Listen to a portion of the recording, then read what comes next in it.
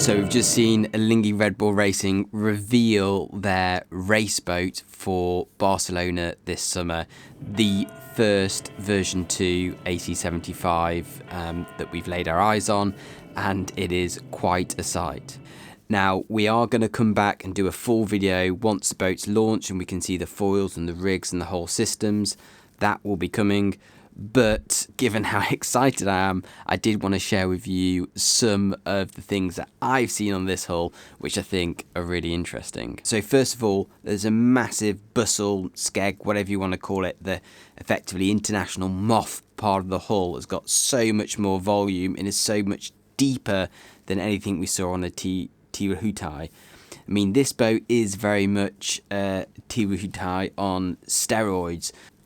So the second thing that's very visible about this is the pods have gone kind of like a step further in really making the pods either side of the boat super narrow, super slender, and they've cut away the aft end of the pods, tapering them in towards the middle of the boat at the aft end, so letting the wind really curve around those pods rather than the big long slab sides we saw on Rehutai.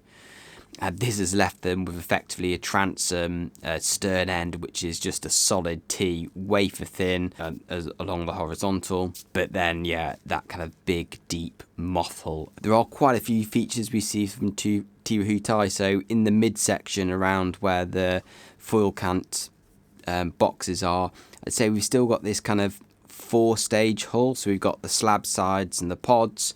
Then you go inboard and we've got this slight rounded bulbous area which holds the, a decent volume of the hull. And then we dip into the more moth-like bustle or skeg before we get a very narrow, sharp skeg right at the bottom along the keel line. So that is a pretty similar feature to Rehutai, but it's just much more exaggerated.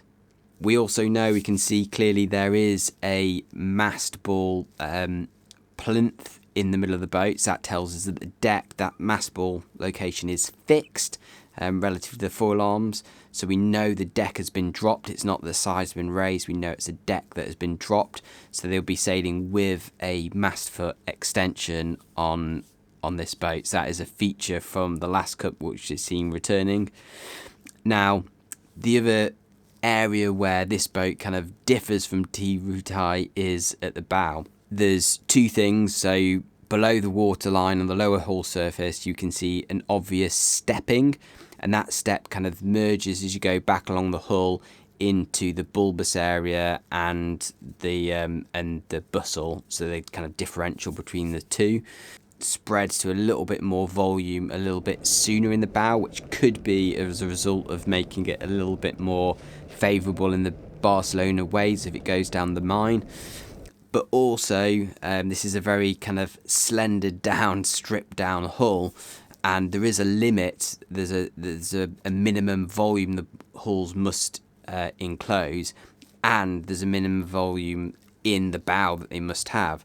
So I think the bulges on the deck either side of the jib tack point are, yes, aerodynamic to be sympathetic to the setting of the jib, but also to house that volume which they must have in front of the mast. There's quite a lot we can't see from this boat, so they didn't reveal the foils.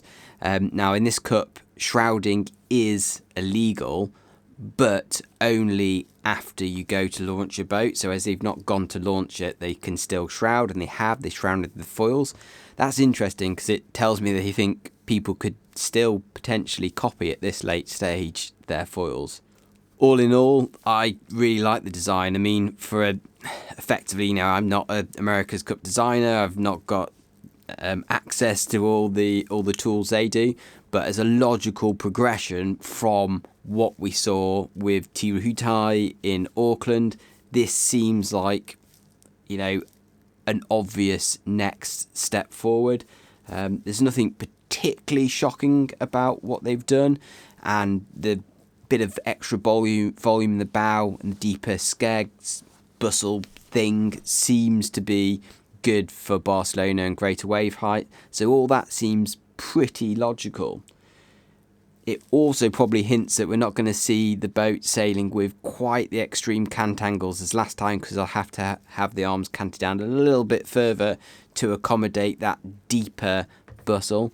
But that's to be expected for significant wave heights, which are 1.5 up to 2 meters. So that's it for me. Short video. Catch you in a few days where we see some more racing AC75s.